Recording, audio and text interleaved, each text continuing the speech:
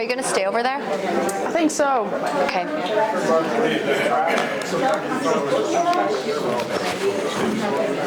Tyler, do you want this? Hello.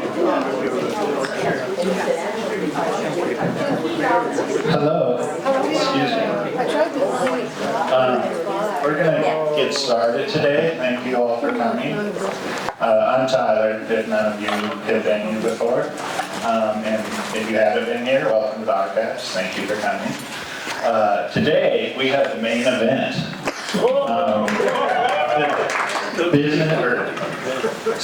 The business of burials in Butte, presented by our director, Aubrey Jaap, and our assistant director, Lindsay Mulcahy. And they are going to explain the business of burials in Butte that goes along with our exhibit in the lobby, if you guys would like to look through that, or if you haven't seen it already. And thank you for coming again. That's all.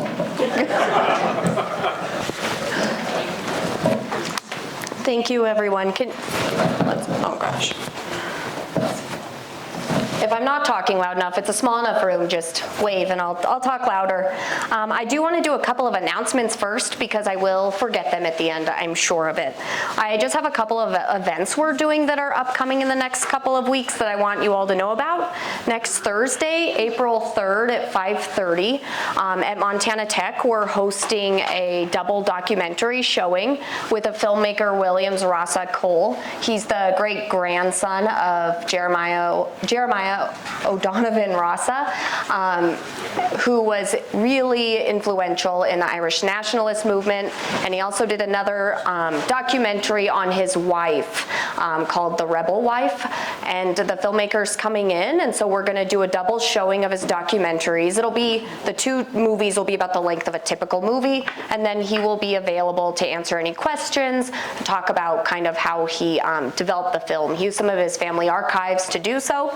So I think it'll be a really great event.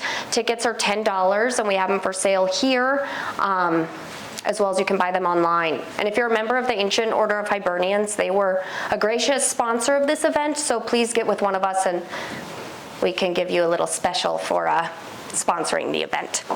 I also, Thursday, April 10th, the Butte Genealogy Group has their monthly meeting here, and they're going to be talking about Find a Grave and how to utilize it. So that's a free event if people want to attend with the Butte Genealogy Group, and it's here at the archives in this space at 4:30.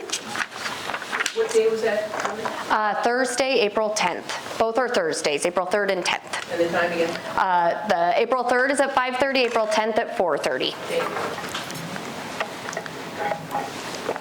All right, so I am Aubrey Jaap. This is Lindsay Mulcahy. A lot of you have been to our cemetery tours, but if you haven't, starting in 2021, I think was the first year we did a cemetery tour.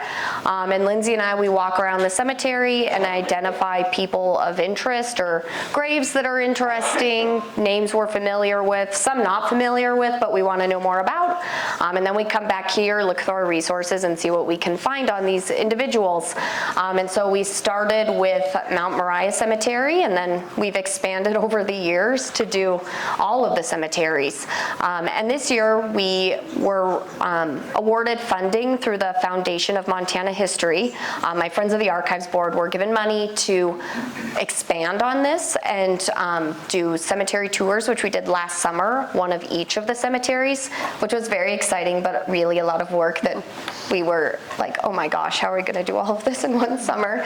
And then we were also able to produce the exhibit that you see in our lobby, and because those panels can be moved around, it's something we can loan out to school groups, other community groups that might want to put that on display.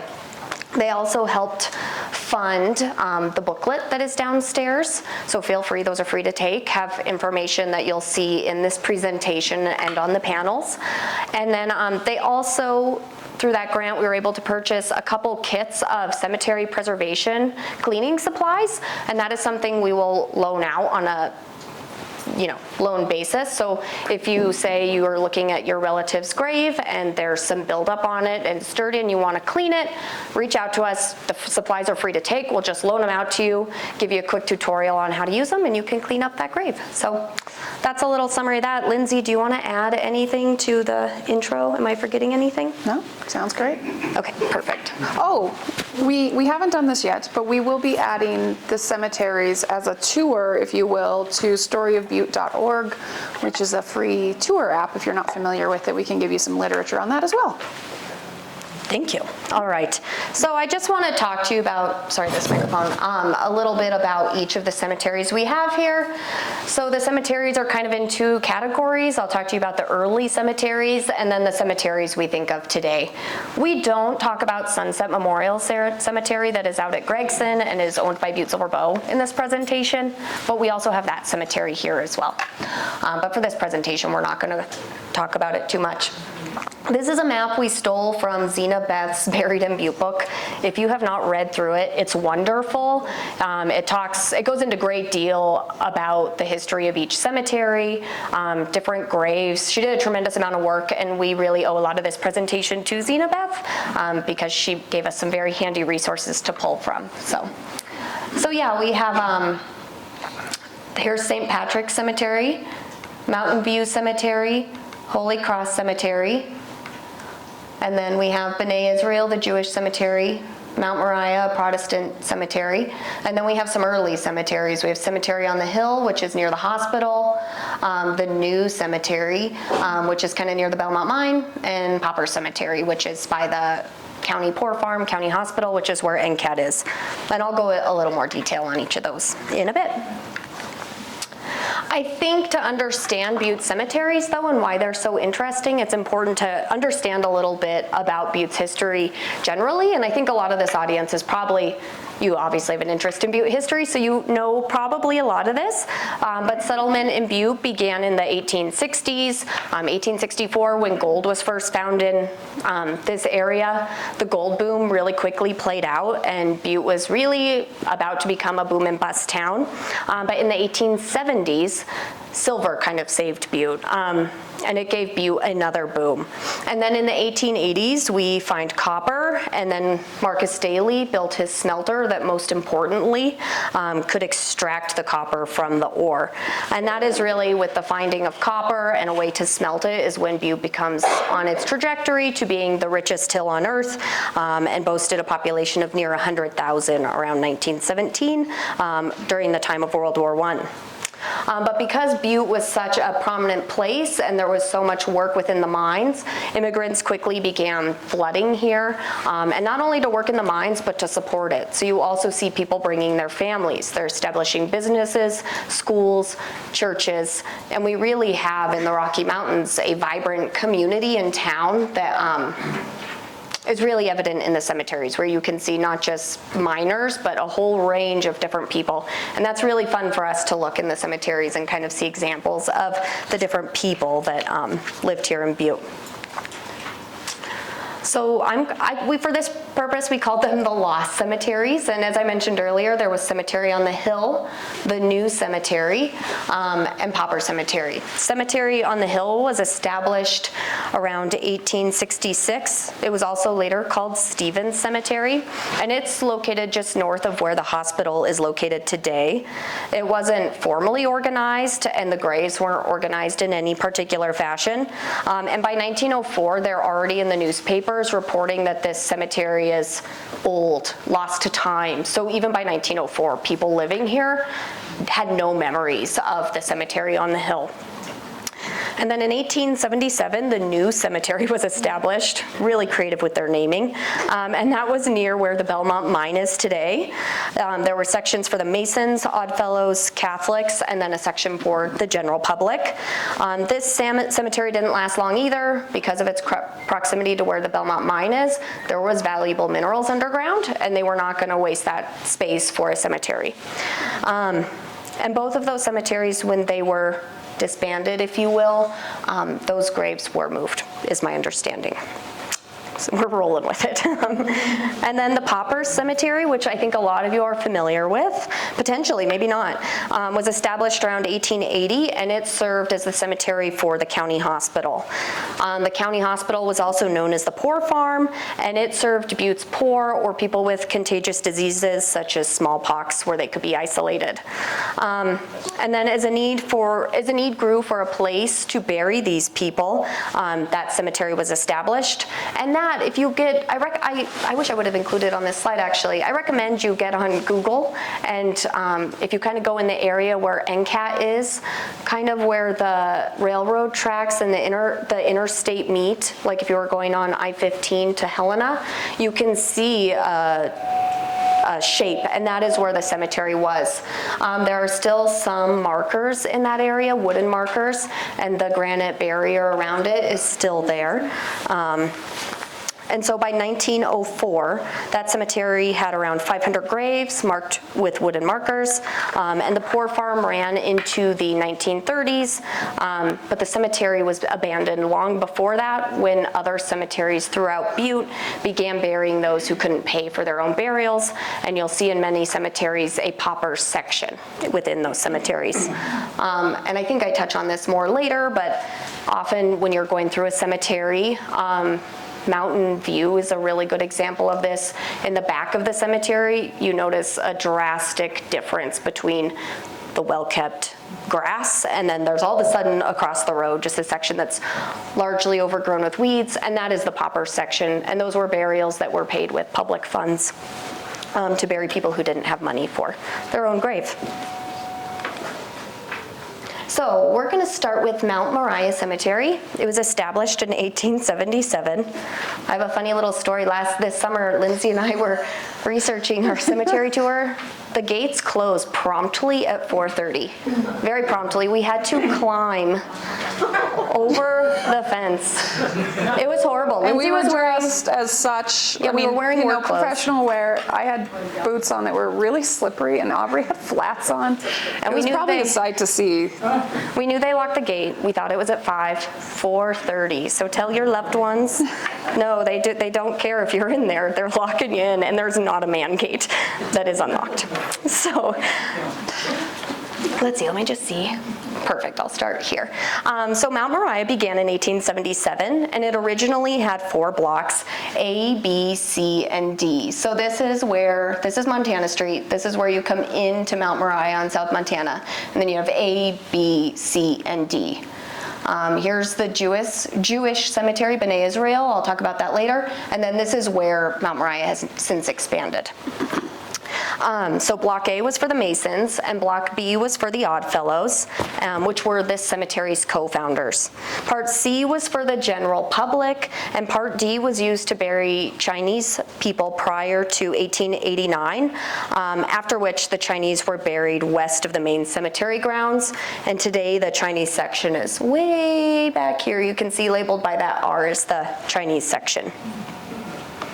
When Mount Moriah was established, it was the only cemetery in Butte that was available to citizens regardless of their race, religion, or nationality.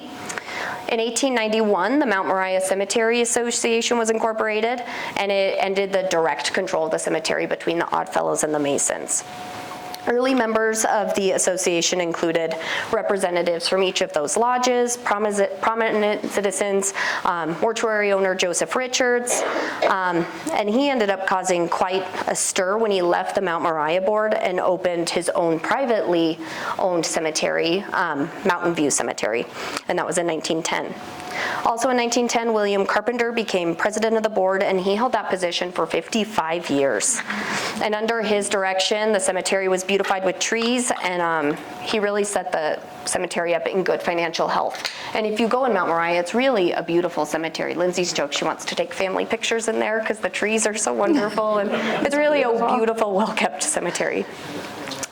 In 1910, I love this, so the cemetery's equipment consisted of 1 gray horse, 1 2-wheeled cart, and a few shovels. And then by 1925, the equipment expanded to include 2 trucks, a gas mower, a concrete mixer, and a number of tools. And then in 1911, an endowment fund was established to cover the long-term maintenance of the grounds. The granite wall surrounding the cemetery, which is taller. Oh, you can't, oh shoot, my picture doesn't have it. It's taller than it looks, I will tell you. That was not original to the establishment of the cemetery, but was donated by mining millionaire William Boyce Thompson in the 1920s as a memorial to his parents, which is, when you drive by, this is where his parents are buried, is under this beautiful, what would you call that? Palisade? No. Palisade? blanking out. Okay, thank you. Colonnades. The granite wall was dedicated in 1929 with the Masons and Oddfellows hosting a large cemetery that honored William Boyce Thompson. We also like to include the fun fact that Thompson Park is named after this family, so there's that connection. Thompson owned a large portion of land south of Butte, and in 1915 he deeded that land to Silver County, and now it serves as a recreation area today. In addition to the Masons and Oddfellows plots, there are plots for Serbians, the Grand Army of the Republic, Chinese, Montenegrin Society, Spanish-American War veterans, and the Slovene National Benefit Society. And so if you've been on our tours, we walk around the cemetery and talk about different headstones, and this is one that we have featured before. This is the grave of Aaron Witter, and if you're at the cemetery, you can see there's this beautiful column that marks his grave and his wife's grave. Aaron Witter was born in 1850 in Indiana, and his family moved to Iowa when he was a child. In 1875, Witter came to Helena. He taught for a few months in Bannock during the winter of 1875, and then later in 1876-77, he served in the territorial legislature and was its youngest member. And then he kind of moved around Montana before coming to Butte in 1878, and in 81, he served as Silver County's first clerk and recorder and as county alderman. What he's most known for, though, is on June 13th, 1878, he founded the Workingmen's Union. This is Butte's first union and the predecessor to the Butte Miners Union. June 13th is still widely known and celebrated as Miners Union Day. And the purpose of the union was to organize Butte's first strike to protest the cut in wages at the Alice Mine, which was owned by the Walker brothers and Marcus Daly. And at the Lexington, owned by A.J. Davis, and those wages were cut from $3.50 to $3 per day, which in 1878 is a good chunk of money these people were losing out on. Aaron and his wife Sarah were members of the International Organization of Good Templars, and in keeping with those beliefs, he wouldn't provide sick benefits that became ill because of alcohol consumption, and not very popular, I'm sure. On January 22nd, 1891, Witter received a telegram that his wife Sarah was gravely ill, and he asked to be excused to be with her. She died 6 days later on January 28th. 2 days after Aaron arrived in Dillon to be with his wife, he also fell ill, and then he died on January 30th, 1891. He was only 40 and she was only 30 years old. A member of the legislature called his death a public calamity, and they accepted a resolution expressing their sorrow, and his colleagues called him a man of strong individuality and great personal magnetism. He had pronounced convictions and an aggressive disposition. The couple had a double funeral that was held on February 2nd. Aaron and Sarah left 2 daughters behind. They were ages 8 and 6, and members of the legislature raised $5,000 for the girls. And a 1903 newspaper editorial said that the girls were educated at the expense of the Miners Union.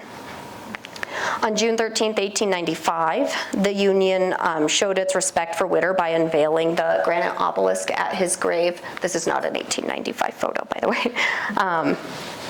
The ceremony included a parade of 750 men, and the parade marched from North Main to Mount Moriah, where a platform for the speakers was built around the obelisk and draped with the flag. And this photo here on this slide is the Butte Miners Union visiting his grave in 1953. Oh, wrong way. Ella Knowles Haskell, is anyone familiar with her? She's one of our favorites. She was Montana's first female attorney and became so in 1889. Ella was born in 1860 in New Hampshire, and she worked as a teacher, and she saved money to go to Bates College in Maine. At Bates, she was the first woman allowed to debate and the first to work at the college magazine. She wanted to be a lawyer, so she moved back to New Hampshire where she began studying law, but she had some health issues and her doctor advised her to move to a healthier climate, so she moved to Helena in 1888. In Helena, she worked as a teacher, but she still had this passion to pursue law, and at the time, less than 50 women in the entire country were lawyers. Members of the bar kind of thought she was a joke, thought her ambitions were a joke, and no one really took her seriously at all, but Joseph Kinsley accepted her into his office to read the law. This is a really fun story about her. So at that time, to make money, lawyers would work as bill collectors. So she thought, the rest of my colleagues are doing that, I'm gonna do the same thing. Most businesses turned her away, but one business, thinking she would fail, told her to collect some umbrellas from some wealthy patrons that had visited his store and they hadn't returned them. She collected the umbrellas and came back and said, here are all your umbrellas. And then the store owner was horrified that she went to these prominent patrons and grilled them so hard that they returned the umbrellas. However, he did hire her from then on to collect all of the bad store's debts. Ella worked to lobby the 1889 Montana Territorial Legislature to allow women to practice law, even though at that same time and the same legislature rejected women's suffrage. She was a member of the Populist Party in 1892, running on that ticket for Attorney General of Montana, and she was only the second woman in the US to run for that office. She covered 3,000 miles in a rigorous campaign and lost the election only by a few votes. Her opponent was a man named Henry Haskells, and he was so impressed with her that he decided to appoint her his assistant attorney general and also ask her to be his wife. They were married in 1895, and now Ella Haskell, she continued to practice law. In 1896, she became the first woman elected as a delegate to a national political convention and attended the Populist Party convention in St. Louis. In 1902, she followed Henry to Glendive, and she was really not happy there. She did not want to be just a lawyer's wife in the small town of Glendive, so she divorced Henry, and she moved back to Helena, and then she later came in Butte, where she owned mining property, and she became an expert in mining litigation. And she negotiated several successful mining deals, and it is reported she once earned a $10,000 fee, which was the largest ever paid to a woman for that time. In 1911, at age 50, she died from complications of strep throat in her apartment. She lived in the Napton, just on Granite Street. And so yeah, that is Ella Knowles Haskell. She is one of our favorites. And Dr. Carl Horst, he's a fun one. They're all fun. They're all fun. Carl Horst was born in 1876 in Virginia City, Nevada, who was also a doctor. He was a member of the first graduating class of Stanford at the age of 17, and he practiced medicine for over 55 years. In 1911, he became Butte's city health inspector, and he made some recommendations that were pretty revolutionary for the time. So he required fumigation of public transport. He required garbage cans for households and recommended sheets be put on beds, screens, windows, and doors. But most interestingly, he recommended that the women of the red light district be examined monthly and be supplied with a wash basin for each of their rooms. And then in 1915, he wrote a letter to the Anaconda Company accusing them of genocide because one man a day died of silicosis and one man died a week in an industrial accident. And he died in 1962. All right. B'nai Israel Cemetery, which is our Jewish cemetery and just south of Mount Moriah, was established also in 1877 by Butte Lodge Number 3 of the Hebrew Benevolent Association of Montana. Members of this included Henry Jacobs, who was our first mayor, and David Cohen, who was a merchant and businessman. In 1905, the Jewish cemetery was turned over to B'nai Israel, and today the cemetery is managed by Mount Moriah. In 1906, the cemetery was threatened by prospector Herman Mueller. He owned mining claims in the area of B'nai Israel and Mount Moriah, and he intended to look for metals in the ground after the cemetery was established. The Benevolent Association took Mueller to court, and Judge Borkwin heard the case, and he signed a restraining order against Mueller and his partner from partaking in any mining in the cemeteries. Oh, sorry. And so I found, oh, sorry, wrong direction. A fun little map here. This is in 1901, and you can see these placers here, right? You know, there's the Catholic cemetery, which is St. Pat's, and here's Mount Moriah Jewish Cemetery. And then you can see in the 1913 mining claims map, there's no longer placers there. They're dedicated as cemetery land.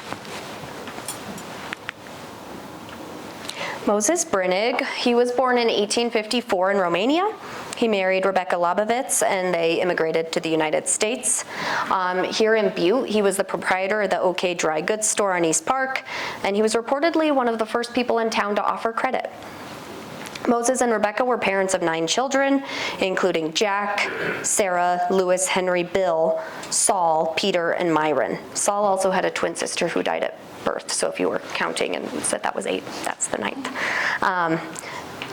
Myron Brinig, I think a lot of you are probably familiar with. He was a famous, celebrated novelist whose books portrayed growing up Jewish in the town of Butte. His main characters were inspired by Butte characters, and his best-known works are Singer Man, Wide Open Town, and The Sun Sets in the West. Moses' granddaughter said Moses and Rebecca were very Orthodox Jews who kept a kosher home. He first owned a dry goods store in Minneapolis and was going to Seattle when he got stranded in Butte with his goods. And then he decided while he was here stranded, he would peddle his goods to the miners, and it worked well, and he liked it here, so he decided to stay. He was a hardworking man who also set up stores in Phillipsburg, Butte, Bozeman, Anaconda, and Dillon, and he died of pneumonia in 1911. And then Henry Jacobs, he was born in the 1830s in Germany. When he was 9 years old, he immigrated to America with his parents. He was raised in the South and was a resident of Mississippi during the Civil War. He came to Montana in 1866, and he opened a clothing store in Diamond City with Mr. L. Marks, and they called their firm H. Jacobs and Company. In 1969, he left Diamond City and moved to Deer Lodge, where he opened a similar store and carried that business out till 1876, whereafter he comes to Butte, and he became one of the city's first merchants. He was also elected the first mayor of Butte and served one term from 1879 to 1880 and was chosen on the School of Trustees and served 3 years in that capacity. He also built Butte's first brick home, which is on the corner of Granite and Montana Street, known as the Jacobs House. And yeah, it's been covered with stucco, so you can't tell it's brick anymore unless you know that. But. And then this is a really wonderful story. Saul Levy was born in the 1850s in San Francisco to Polish immigrants. He grew up in California, and after the death of his father, he worked in a candy factory to make money for his family. In 1880, he came to Butte, where he lived until he died here in 1945. He operated here a liquor vending establishment on West Park Street, and he later worked as a jailer and deputy sheriff, but he kind of went back and forth to the liquor store business. He's really interesting because in his obituary, he notes that he was a friend of the Cree and Chippewa Indians, who, while in Butte, settled kind of south of town by Timber Butte. There's not a lot of documentation on these tribes, and the things we do have is pretty biased and horribly written, to be honest. But what's interesting about Saul is he was an advocate for Butte's landless Indians in their effort for a permanent settlement in Montana. He became involved as a member of Butte's 4th of July committee, where he worked with the Native Americans here to participate in the annual parade. He also offered them a space to practice their ceremonies where the public could view them. So we really thought if we can get them in the parade and the public can view them, perhaps there'll be more education and respect for these people. He also helped to coordinate a powwow at the Columbia Gardens in 1902, and over 2,000 people came to that event. He also held another one in 1905 that was led by Chief Rocky Boy. After these things in the early 1900s, he largely stayed away from public life, and he worked as a night watchman for Simon's Dry Goods. He died at the age of 91, as I said, in 1945, and was preceded in death by his wife and children. He has, when you go to the cemetery, he has just a very modest grave marker, and that was put up by the Pioneers Club. St. Patrick's Cemetery. St. Pat's was established as our first Catholic cemetery in the 1880s. St. Pat's, if you've ever tried to find a relative in there, is challenging, right? And so you can kind of see how the cemetery grew. You can see it started here, and then as time goes on, the numbers and the blocks just start radiating outward. But if you're in there, it's really difficult to get around. This map was made by Pat Armstrong, who is in the third row. So thank you, Pat, for doing that. Hey, quick note. Perfect. Do you want to say it? Montana Tech students with the computer software engineering department created an app that if we help you get the right information, it will guide you to your grave that you're trying to find in here. So if you guys are interested in that, we'd love to give you a tutorial and check it out to you. So yeah, talk with us afterwards if you're curious about it. Yeah, it works really well. It's great. I know Jim's used it. It's good. Yeah. Sorry. So when you enter St. Patrick's Cemetery, do I have a picture of this? I don't. You're greeted by, a lot of you have seen the angel statue. We talk about it on the panel downstairs. We also have some pieces of this angel. Her wings have broken over years. And that is the marker of the grave of Marcus O'Farrell, who's the nephew of Marcus Daly. It was originally surrounded by glass, but kids over time broke it, and then it just decayed with the weather. I don't think the angel was ever meant to be surrounded by the natural environment. You'll also see on the left when you go in the Hennessy Mausoleum, where businessman DJ Hennessy is buried. There's also a priest and nuns plot, an Ancient Order of Hibernians plot, and a Robert Emmet Literary Association plot. The lots in St. Pat's were all sold by 1912, and that is when Holy Cross was established. And I think if you go in there, really acknowledge all the work that Ancient Order of Hibernians have been doing in there. They've been working for a long time to fix curbing, repair headstones. It's pretty amazing the amount of work they're doing. They're treating those graves with a lot of respect. And so if you're in there and notice the improvements, it's the local AOH that is doing all of that work. So in the priest plot is Reverend Patrick Brosnan. Father Brosnan was the first clergyman to die from the Spanish influenza outbreak in 1918. He contracted the Spanish flu while providing last sacraments to ill members of St. Mary's Parish where he served. He was only 26 when he died. He was born in County Kerry, Ireland, and in 1916 came to Butte, and 1917 was appointed assistant to Father Hannon of St. Mary's. He was really known for his compassion and care for everyone in Butte. His funeral was attended by Bishop Carroll of Helena, as well as another 40 priests and 50 sisters. And I think that's a pretty big deal if you think this is when the Spanish flu is really reaching its peak. They are banning public gatherings, much as we saw a few years ago with COVID. They're banning all public gatherings, public funerals, but they had 90 priests and sisters come to honor Father Brosnan when he died. And then the Butte Daily Post published a lengthy piece on Brosnan's death that was written by J.B. Mulcahy. And in that, he remarked on Brosnan's character and the impact he made on the community. Even though he was only here for 2 years, the community was really devastated after his passing.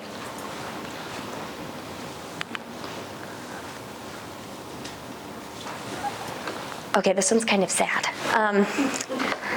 They can't all be fun. So Frank and Annie Eli. So Frank Eli was fetching a bucket of water from the bottom of his well when he was heard by his neighbors that he was stuck down in the well. His neighbors were the Mahar family, and he called to them for help. So Andrew Mahar, he thought, I'll go down in the well and help Frank. And as soon as he went down there, he was quickly overcome. There must have been some sort of fumes down there. He was overcome and passed out and suffocated. Then one of Frank's children ran a quarter mile down to Matt Fogarty's saloon to ask for help. Fogarty went to the scene. He also went down in the well, and he became the third victim of gases in the well. A team of about 25 gathered around the well to try to save the men, but they finally realized the gases are too strong to send anyone else down there. They were finally able to create a system to bring the men up to the surface, but by the time they did, any resuscitation efforts on the 3 people in the well were not successful. It gets sadder. Frank's wife was very pregnant while all of this happened, and the stress of the event sent her into labor, and the baby didn't survive, and she died just 2 hours, and they left 2 hours later, and they left 5 children. I'm sorry. I shouldn't have shared that one. Let's see, Madge Dugan O'Connor. Madge lost her husband in the Granite Mountain mine disaster a month before their first child was born. Her husband is Manus Dugan, who is well known as one of the heroes of the disaster. She spent several days during this time not knowing if he was alive or dead. A year after her husband was killed in the disaster, she ran for the office of public administrator here in Butte, and she won, and she was reelected to that position in 1920. After her term, she took accounting courses at the Butte Business College, and she kind of began her second career as a bookkeeper with Winona Oil and Roundup Company. She never held office again, but remained politically active as a Democrat and a close friend of B.K. Wheeler. In 1927, she married Tim O'Connor, and she switched careers again to owning her own dressmaking shop. And then she is buried between her 2 husbands, Tim and Manus.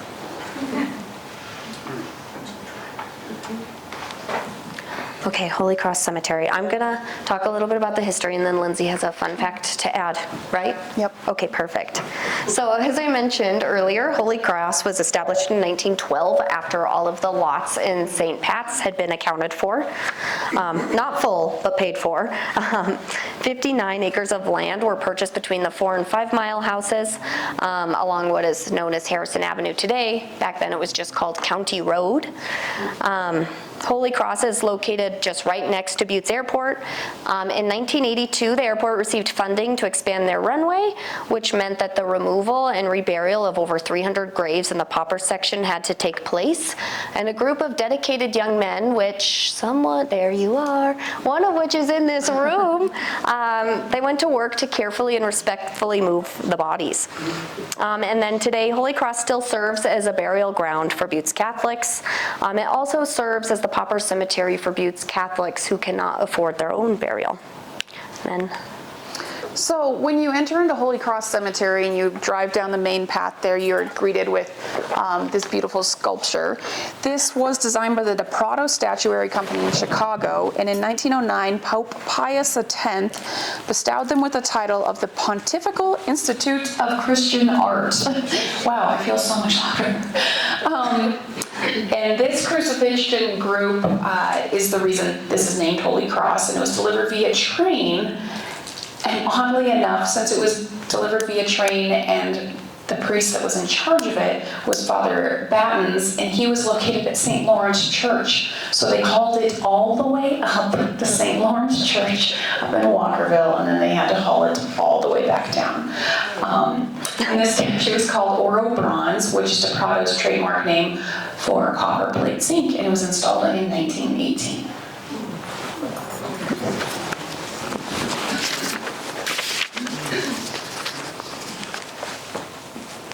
the Borquin Mausoleum is the only mausoleum in Holy Cross Cemetery. Federal District Court Judge George Borquin, that is a mouthful.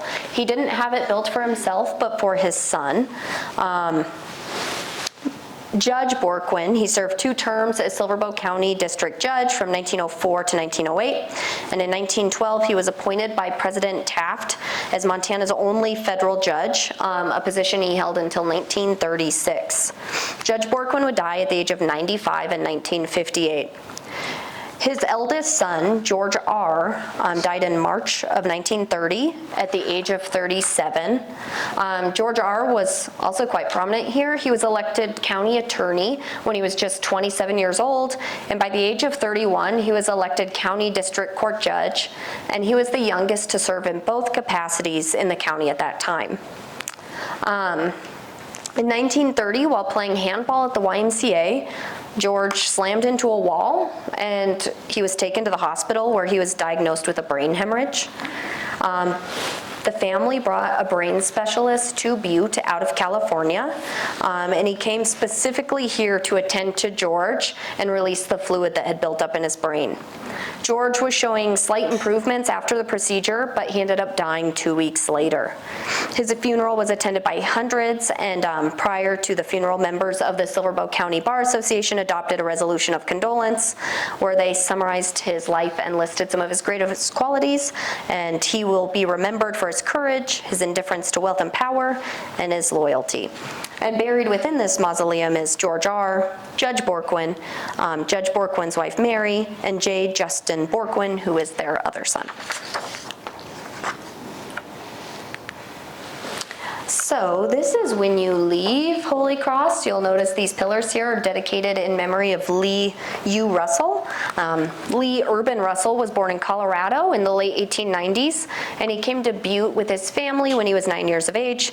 He worked for the Montana Power Company as a statistician for 20 years. He never married and lived with his mother. When World War I broke out, he enlisted for the military from Butte, and he served overseas for more than a year and was a member of the American Legion Silver Bow Post No. 1. He had been of ill health for some time, and he died of a heart attack in 1939, and the American Legion buried him with military honors in Holy Cross.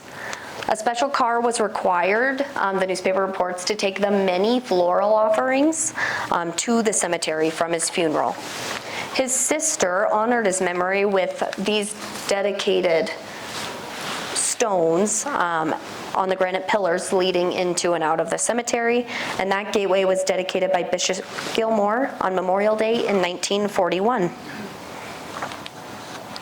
Okay, this one, oh sorry, I'm sorry. This one is naughty as well. On the very early morning hours of February 9th, 1914, a man named Severino Calvetti and his 10-year-old son, Roshino, were shot at a dance hall in Meaderville. Severino is buried in the pauper section of Holy Cross Cemetery, and I found this story and tried to find his grave, but I wasn't able to find his grave. It's not marked in any way. Calvetti and his wife and son, they attended the Meaderville dance, and the newspaper reports are a bit confusing and go back and forth, but it essentially ended up that in a fit of jealous rage, a scuffle between Calvetti and one of the musicians that were playing that night, named Tony Corey, broke out. It also gets confusing because the newspaper calls him Tony Corey and John Caterno back and forth, but he was called Corey because that's where he was born in Italy, so they kind of called him that as a nickname. So a fight between these two break out. Calvetti's son runs up behind him during the altercation. The musician pulled out his pistol, and both the father and son were shot in the abdomen. Caterno fled the scene, and they were unable to find him the next day, and both Calvettis were taken home to be cared for by a physician. They both passed away the next day. Caterno was later captured by police in Walkerville 2 days later, and when police asked him if he murdered the Calvettis, he replied, "Sure." When the police were searching for him in Meaderville, Caterno, he said he hid behind warm steam pipes near the Balaclava mine and ate the melted snow for water.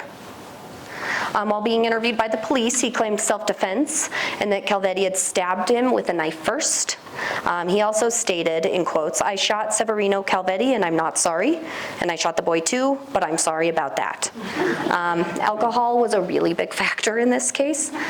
When he had asked if he had been drinking, he said he had 7, 8, or 10 beers. "I was not very much intoxicated, but if I had been sober, maybe I would not have shot them." The coroner's inquest took place really quickly, and the jurors quickly confirmed that Severino and Rashido Calvetti were killed by gunshot wounds and that those were inflicted by John Caterno. The trial for Rashido was held in 1915, and the newspaper claimed that this trial was the most expensive criminal case tried in Butte, costing the county more than $4,000. He was sentenced to life in prison. Caterno later appealed on the charge that the murder of the son was accidental, so he didn't deserve to go to jail, and that the son got in the way by attempting to intervene. Wild, right? The appeal, though, this is where it gets really crazy, it went in his favor, and his case was dismissed. In 1919, they tried him for 4 years later, they tried him for the murder of the father, and in another wild turn of events, he was found not guilty of killing Calvetti, and he was released from prison after being held for 6 years. And online are the Deer Lodge prison mugshots, yeah, prison photos, and so that is him. How did he die? I don't know how he died. I don't know where he's buried. I think he left. He left, I would assume. Not hanging around. Mountain View Cemetery. This is across from Walmart on Harrison Avenue. It was founded in 1910 by Joseph Richards, Sam White, William Bailey, and was Butte's first privately owned cemetery. As I mentioned earlier, Joseph Richards served previously on the Mount Moriah board and resigned in 1906. After they accused him of he just used the Mount Moriah board to learn the ropes so he could financially make a gain. The iron fencing around the cemetery was brought in from Detroit, and the first recorded internment in Mountain View was of George Liu in June 1910. Let's see, I think I have a picture of this. So this is my niece, not a random child, but when you go into the cemetery, you'll notice a bench-like structure labeled Fabian's Rest, and that's where Joseph and Mary Fabian are buried, and they were owners of Mountain View Cemetery. Joseph Fabian worked in Heinze's Smelter and lived in Meaderville. He later worked as a chef at the McDermott Hotel, which is the predecessor to the Finland. And later he worked for the water company as a watchman at the Basin Creek Reservoir. In 1916, he was elected as one of Silver Bow County's 3 commissioners, and he was a really strong proponent for good roads, and the Butte-Anaconda Highway and Roosevelt Drive were built under his tenure.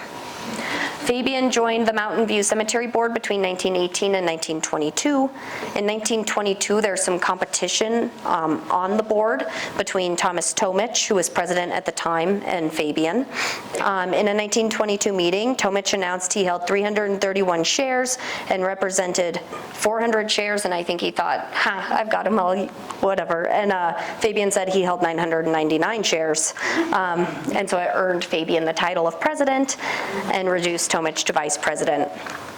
In 1923, Fabian became the cemetery superintendent, and he moved his wife Mary and their 3 children into a house on the property. In 1938, Joseph Fabian died, and his son Carol bought out the rest of the remaining stocks that were in the cemetery and made Mountain View a fully family-owned private cemetery, which it still is till this day. And Gay at Mountain View Cemetery still lives at the property and says the neighbors are very quiet. Some notables, other than a couple that I'm going to talk about in a minute, buried in Mountain View are Frank Little, which his grave is here, and many of you have probably visited. He's back in the Pauper Cemetery of Mountain View, and Evel Knievel's also buried there. Renee Dallas, the Dallas Mausoleum. Oh, it's hard to see here, but there's these beautiful little photos you can see of the people buried in this plot. It was built in memory of 19-year-old Renee Dallas. He and his brother would often help their father at work. He worked for Trevelyan Johnson Memorials. In '79, Renee was helping his dad set up a mausoleum. And kind of randomly, he told his father that when he died, he wanted to be buried in Mountain View and have Wayburn and Richards take care of his body. His father joked, like, you're going to be, oh, you're here, Gay. I'm sorry. She's here. Sorry, I went on a side tangent. His father joked that you're going to be burying me, not the other way around. But just 3 weeks later, Rini was killed when he was hit by a drunk driver while riding his new motorcycle around town that he had bought for himself for his 19th birthday. So in honoring his wishes, his family built this mausoleum here. And they went far enough to erect the mausoleum to be big enough for everyone in their family to be buried there. The mausoleum weighs 15 tons and was produced by the Rock of Ages Company in Vermont. And to support the weight of the mausoleum, a 4 by 3 foot foundation was made with 10-inch thick walls. And Gilman Construction brought in the mausoleum. And very kindly, they didn't charge the family for the work. And then the portraits that I mentioned that are in there were done by hand at the Rock of Ages by an Italian artist. Oh, Lindsay, you're up. Here comes the good drama. So here comes the good drama.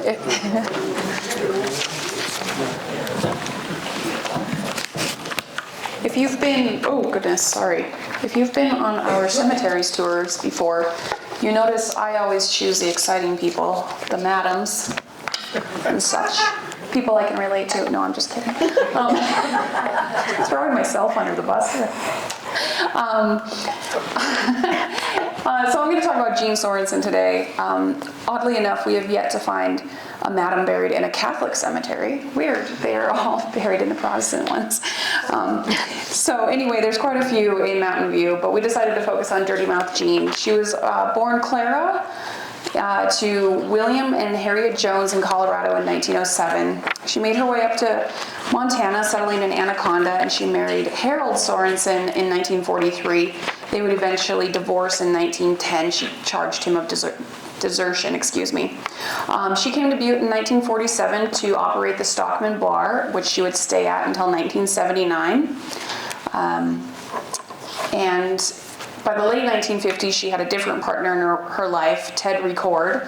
And after multiple complaints of having disputes with him for using loud and vulgar language and carrying a concealed weapon, he threatened her with a butcher knife multiple times one night and was swinging it at her. She had a .32 caliber Smith & Wesson in her purse, which doesn't come as a surprise, and she shot him with it. She called the shooting into the police, stating, "I just shot Ted." She pleaded self-defense and was acquitted by a jury of first-degree murder. And this took a little less than 2 hours to come to a conclusion on. In 1978, she was in her bar and 2 men came in. One of them was black, Samuel Purnell, and she refused to serve him, and she told him to leave. And his friend Gerald Lejeski said, "We're not leaving." So she once again took out a gun and she shot and killed Gerald and injured Purnell. She was sentenced to 24 years in prison, but she was paroled in 1982, and she died in 1986. And there she is. There she is. This is another favorite of ours, Woodrow and Velma Platt. We also feature this on our tour. They have a great headstone here, and we actually have this photo in our collection. Woodrow was born in 1913 to Anton and Matea Platt, and Velma was born in 1918 in Dillon to Joseph and Mary Stefanik. Woodrow would study piano and attended St. Olaf's in Minnesota and Loyola University in Chicago. He came back to Butte, and he was the organist at St. Mark's Lutheran Church, and he was active in the Musicians Union. He also served in the Army in World War II, and majority of his life he actually served as a postal clerk here in Butte. Velma attended Butte Business College, and she married Woodrow in Chicago in 1941. They came back to Butte. They had 4 daughters, and they also raised their nephew. But their claim to fame is Woodrow was first advertised as Woodrow Platt the Magician in 1933. He later took the stage name Marvin the Magician, which has a little bit more fun ring to it there. But their specialty was levitation together. And here you can see Woodrow levitating Velma, and this is on top of Big Butte, right next to the Big M. And here they are in more of a stage setting, and this is their headstone, as we mentioned before. And they set a record for high altitude levitation in 1950. And that was with this one on top of Big Butte. Together they lived at 949 Empire Street, and Woodrow actually grew up in this home, and he would live there until his death in 1999, and Velma passed away in 2015. So. Did he give away his secrets how he did that? Probably not. No. A magician never tells. Oh, try it again. Try it again.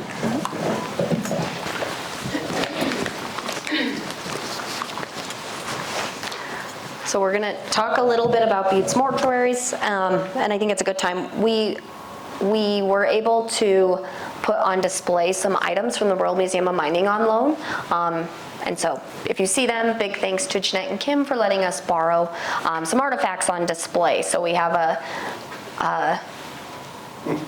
A cohesive display. yes, so we have some bizarre items, honestly. It's Yeah. we have an embalming kit on display, a cooling table. We didn't really realize how weird it was until we were carrying the casket out, and we're like, this is kind of strange, isn't it? Not everyone does that every No. day, do they, on a Tuesday? No. Just wheel out a casket. It's empty. All right. Butte's first undertaker was John M. Bowes in 1876, which is evidenced by his advertisements for coffins and furniture that were seen in the Butte Miner. If you really think about it, coffins and furniture building are not that different. So it's kind of a bizarre transition, but it actually makes quite a lot of sense. And so here's an ad for his furniture company. He has fancy designs, French and bed lounges, wardrobe, bookcases, and also undertaking and embalming a specialty. It's so funny. By 1885, he's also advertising that he had 2 of the finest hearses, as well as carriages to bring the grieving to the cemetery. In 1886, he was the first to advertise undertaking and embalming a specialty. So this ad here is post 1886. And embalming at that time was really a fairly recent development in the undertaking profession. Bowes hired Edward Sherman during this time, and Sherman would later become his successor. That's kind of a theme of the mortuaries. They all kind of partnered together and then succeeded each other and then kind of all lumped into the mortuaries we have today. Butte's first mortician dedicated solely to the mortuary business and not also building bookshelves was Joseph Richards. He opened his business in 1902, and it's still a name we associate with mortuaries today. He was one of the first mortuaries to feature rooms that to have funerals at the funeral home as opposed to just in one's own home. In 1902, he partnered with John Reed, who owned a transportation company. And again, kind of an interesting pairing, but when you think of the funeral business, it kind of makes sense. And here is one of these wonderful hearses. Increasingly over time, transportation services would go along with undertaking services and would become a packaged product. And Richards would boast having automobiles in addition to a horse and carriage. Larry Dugan was Butte's first mortician, and his ad even has a photo of him, which I love. And he was the first mortician that was professionally educated in the trade, and he graduated from the Chicago School of Embalming. He set up shop in Butte in 1895, and as many of you are aware, his name kind of became infamous underground, nicknaming Falling Rock's Dugans. So you'd often hear, if you don't bar down the Dugan, you'll go to Dugan's, and then those overhanging rocks became known as Dugans, which is a grim reference to his mortuary. The 1920s featured the height of the funeral business in Butte when we had 7 mortuaries. So as I mentioned, we kind of peak in the late teens with a population of around 100,000 with an industry that is insanely dangerous, mining underground. So it's really not a surprise that Butte was able to support so many mortuaries. I think this died. I'll talk louder. So those 7 mortuaries included Sherman and Reed, Dugan's, Richards, White's, Walsh's, Daly Shea, and Cassidy Bilboa. As Butte's population declined, so did the need for the number of mortuaries. And today we have 3 funeral homes, Wayron and Richards, which was formerly Sherman and Reed, Axelson's, and Dugan Dolan's. And Wilda Axelson, she was the first woman licensed in Montana as a funeral director. So that's kind of cool. Okay. She's dead. Do you want to use the handheld one? No, it's okay. I'll just, Okay. I don't know. We'll try talking loud. Okay, so funeral practices. Do you want me to hold it for you? Yeah, that would be great. Would it? Yeah. Funeral practices. So we have a few different things that I'm going to show you. Oh, perfect. Funeral practices, there were various types of them, right? But one thing we definitely wanted to point out is if you read obituaries, and it was for somebody prominent in the community, you would often hear, you know, there were 3,000 people in attendance, and there were still people at the site of the funeral home or the actual home when they had actually reached the cemetery. You know, it was miles long. And sometimes that really was the case. Sometimes I think it was an exaggeration. But one great depiction we have of that being the case is this was the funeral procession for the 1895 explosion victims. And this is City Hall on Broadway. You can see literally the entire town showed up for this. This other photograph we have depicts Frank Little on his way down to Mountain View. And this is just the beginning of his ceremonial procession down to the cemetery with people coming for miles behind. So you'll often read that, but here's a great depiction of it. And funerals were often held in the home of the deceased until mortuaries came along, and that kind of became a shift where now you often go to either a church or the funeral home to have that funeral. But they were often held in the home of the deceased, and this could be a depiction of that. It could be a funeral home, we're not sure. But another thing that you'll often see is you'll read there were numerous floral offerings, many floral offerings. Aubrey mentioned earlier that they had to have a separate vehicle for the so many floral offerings that occurred in one of the funerals. And this is a great example of that. So it was twofold, right? If anybody came to Crystal Allegree's presentation about a month ago, she mentioned floral offerings were often there to disguise the smell of a person that had died. But it was also, they were showing their love for that person and their admiration, and that they would miss them, and all of those grand things that you still associate with that today. So this is a great photograph of that. And also in the photograph, another tradition that came throughout time with the invention of photography, people often didn't have a photo or a painting of their loved one.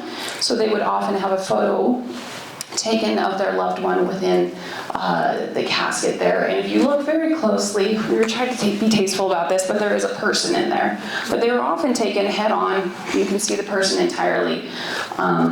Especially small children is something that you'll see. So if you're curious to look at more of those, we won't judge you. Come see us, we can show you. But another thing we wanted to mention, being in Butte, we were a melting pot of ethnicities, and people came here, and they often didn't speak English, or it was their second language. So often at times, people came here, and the funeral would be spoken in their native tongue. So if you were German, it would be spoken in German, for example. We came across this doing research for one of our cemetery tours a few years ago in Mount Moriah, but if you notice, there was a funeral at midnight once. And that was quite wild. This was not a common thing, but it was part of the Scottish rite ceremonies observed for Samuel J. Reynolds, and they held his funeral at midnight. Another thing that you'll often read about is, for example, John J. O'Farrell, the fellow with the giant angel in St. Patrick's Cemetery, when he passed away, it was such a big deal in Butte that businesses closed down. And not only did they close down, they draped their buildings in black to go into mourning. It wasn't just an individual thing, the entire town went into mourning. And he died right at the end of the year, and they canceled New Year's parties in honor of him. So that's something else that you'll read depending on the prominence of the person. Oh, can you go to? I can. Okay. All right. We also wanted to mention casket makers, which Aubrey kind of did already, and that J.M. Bowes was considered Butte's first casket maker, and he also made furniture. Zena Beth had a great quote in her book, "Ties to the cabinet and carpentry trade are obvious because a coffin is an individual's final piece of furniture." I thought, oh, that's very distinguished, Zena Beth. So as the town developed, of course, casket companies developed, as she mentioned already. The Montana Casket Company, pictured here, was founded in 1934, and they operated out of Butte for nearly 50 years, and they serviced the greater whole of Montana.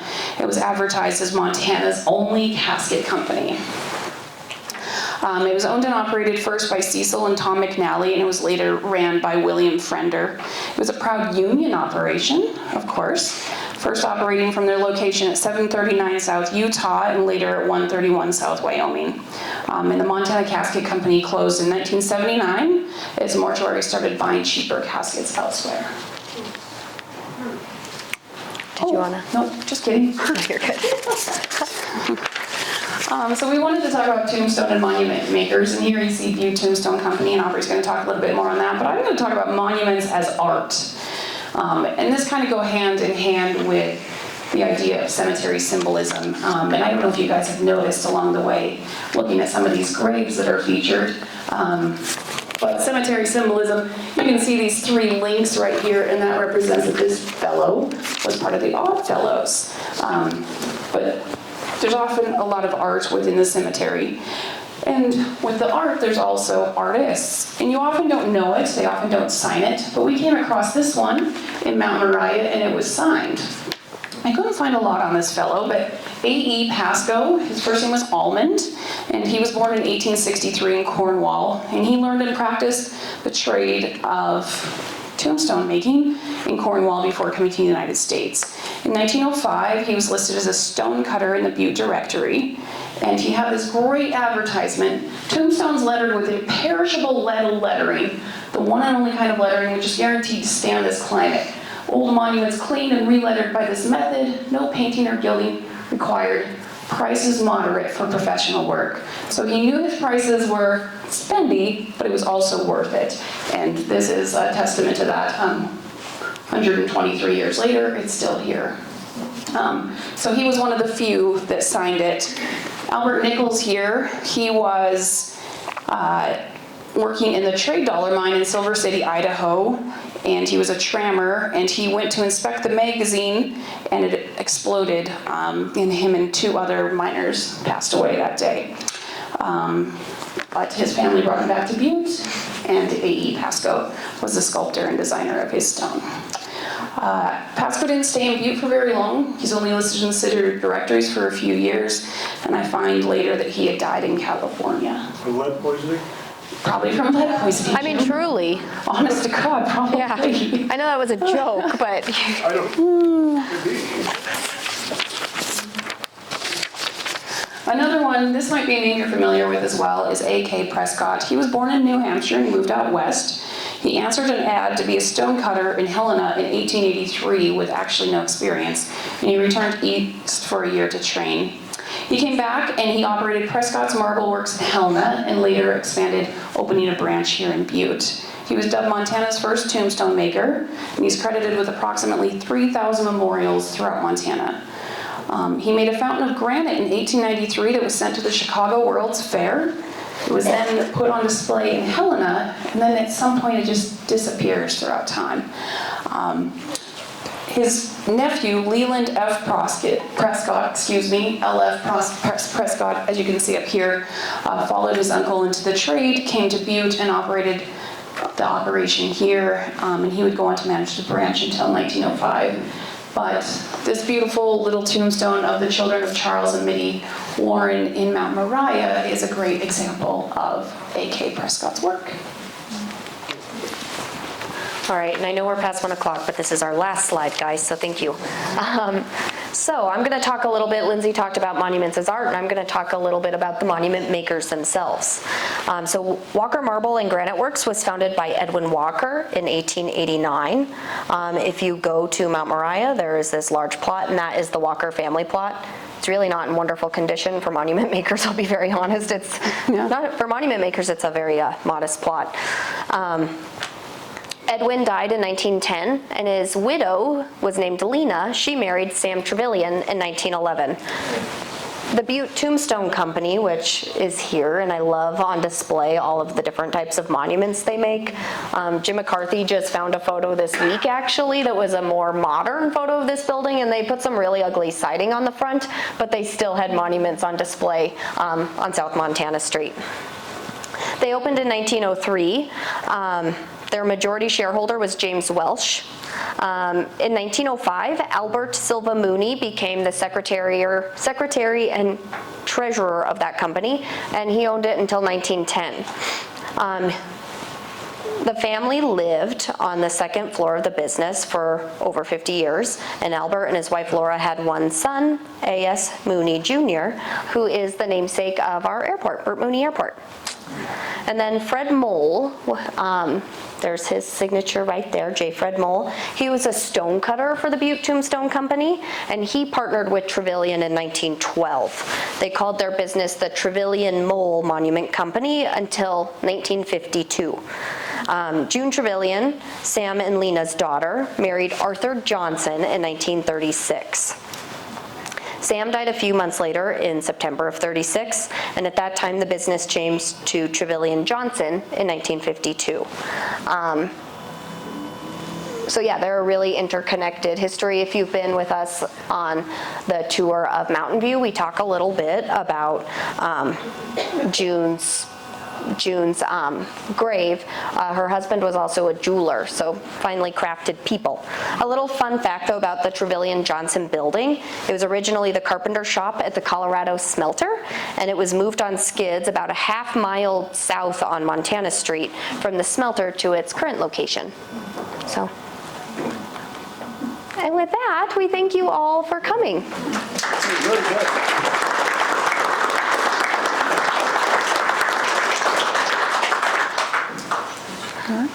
If anyone has questions, we can answer any, or? That was really good.